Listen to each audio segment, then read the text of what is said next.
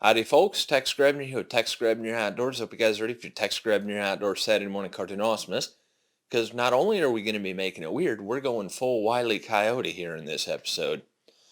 We're making some bolas. Now this here is lacrosse balls with a hole drilled through it on some boat line. Comparatively safe, much safer than the 3 yo-yos that I tied together when I was 8 years old and busted out a neighbor's window with. But this is a soft bolas. We're going to be doing some urban bushcraft. Now I define urban bushcraft as taking primitive concepts and primitive techniques and pretty much applying that level of problem solving to modern materials, such as making a primitive bolas out of garage door cable and fishing sinkers. Now I use 6-ounce fishing sinkers for this. You can probably get away with using 8-ounce fishing sinkers, but you don't want your cable to be too flexible or too thick. So trial and error, right? Urban bushcraft. The reason that I like urban bushcraft is plain and simply because if you don't have enough of what you need, you learn how to problem solve. And that's something that is really important as a human being, is to be able to figure out how to engineer solutions as if your life depended on them. So I hope you guys are going to enjoy this week's episode of Tex Grebner Outdoors, because we're going full Wile E Coyote.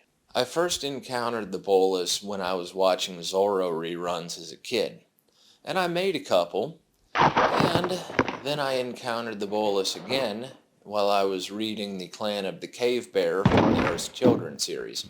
I'm much better with a bolas than I am with a paleo sling, and I decided I was going to make something that was serious. A big motivation behind why I'm making this video is because I'm tired of seeing big brand, off-the-cuff, half-ass, urban bushcraft, arts and crafts. If you're making a bolas out of 550 cord with an overhand knot in your center hub and tennis balls, and you grab it by the center hub and you can't figure out why the hell it isn't working and it's all tangled, well, that's why. You're doing it kind of shoddily, I guess you could say. It's no better than making arrows out of Hobby Lobby dowel rods with duct tape fletchings. It's fine, but there's a better way of doing it. And I'm far from an expert. This is just the best method that I've come up with, and it just frustrates me when I see primitive skills basically taken by big brand channels and pretty much embarrassed for the sake of comedy. You don't want the spokes of your bowline to be too long, and you don't want them to be too short. If they're too long, it's going to tangle up when you're trying to throw it, and if it's too short, it's not going to tangle how you want it to when it actually gets there. The best way I've found of doing this is put a weight on the end and then lay your arm down at your side and run your cordage or your cable through your fingers until the weight touches the ground. Pinch that together, cut it off, double it back, cut it off, and then measure another piece about that size. That's going to give you plenty to where you're going to be able to tie your knots or make your cable crimps with your cable keepers, and it's going to come out about the right length, because once everything's joined together, you're going to be able to have one ball in your hand and 2 balls touching the ground, but not so long that they're going to slam together and tangle up or be hard to throw with any kind of actual swing momentum. As you can see here, this is the center hub of my cable bolas. Now, whether you're using cordage or you're using cable, you want your center hub to be stiff. You want it to be good and rigid. That way your spokes don't actually tangle. If you want to stay up to date on all things Tex Grebner Outdoors in real time, you can do that at Tex Grebner Outdoors on Instagram. And if you want to send me a message, because I'm real bad at answering comments, You can make it weird, just don't make it creepy. I got a lot of cyber social anxiety. If you guys want a discount on all your trad life supplies, you can go to threeriversarchery.com and show your support for Tex Grebner Outdoors by using the code of Tex Grebner in your checkout. If you're in the market for some high-end hunting ammunition between 30-06 and 505 Gibbs, you can go to Aria Ballistic Engineering because they got ammo in stock and they're loading around the clock. They also make some pretty badass shotgun ammunition that'll basically make a 12-gauge killer rhino. On a cordage bowline, you want some rigidity to your cordage or they're going to tangle. And when you throw a Bolas, you grab it by one spoke, not the center hub. Now here you can see it makes an uppercase T. I have run one cable through 4 cable keepers and one cable through the bottom side of those 4 cable keepers, and then crimped that in place with a little bit of space in the middle so that I can run another cable with 2 cable keepers on it to make the uppercase T so that I have a good rigid hub and I have enough rigidity in my cable. It's not huge diameter garage door cable, but it isn't necessarily going to tangle and braid itself up in my hand before I try and throw it.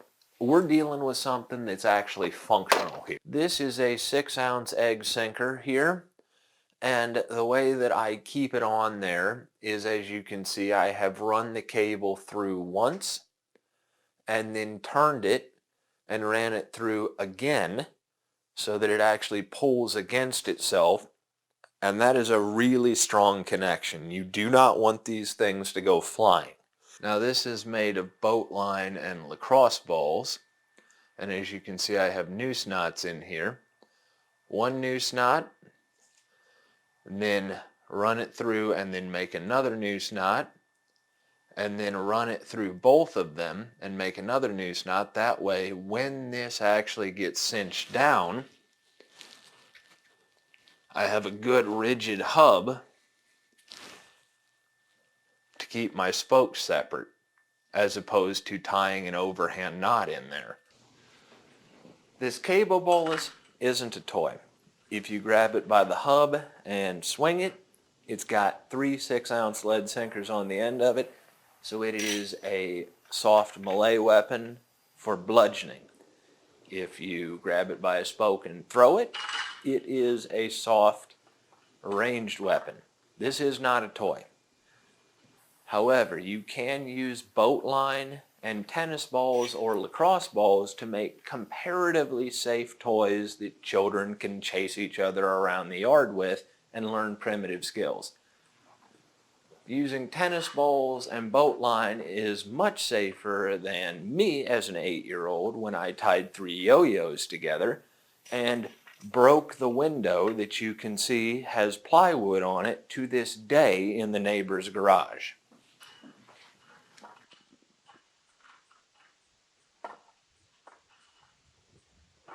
Now I was a little bit hard on the backyard arts and crafts crowd in this video.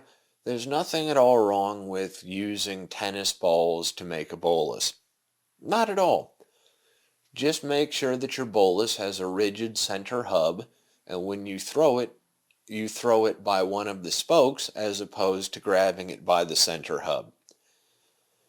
550 cord will work if it's all you have, but you're going to have a better time if you use something like boat line.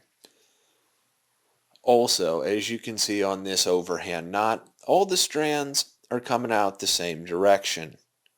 That's going to make it tangle, especially if you're holding it by the hub rather than holding it by one of the spokes.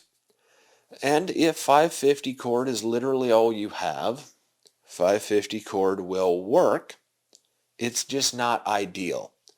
So I would recommend using boat line if you're going to make this for backyard fun. Also, make no mistake, the cable Bolas is dangerous and it is not a toy. As always, God bless all my sportsmen of America. Join the NRA to protect our rights. Please check out my friends over at threeriversarchery.com. Thank you very much, those of you involved in law enforcement, you good cops out there, and those of you serving in the military ready to die for freedom anywhere. And thanks for watching Tex Grebner Outdoors.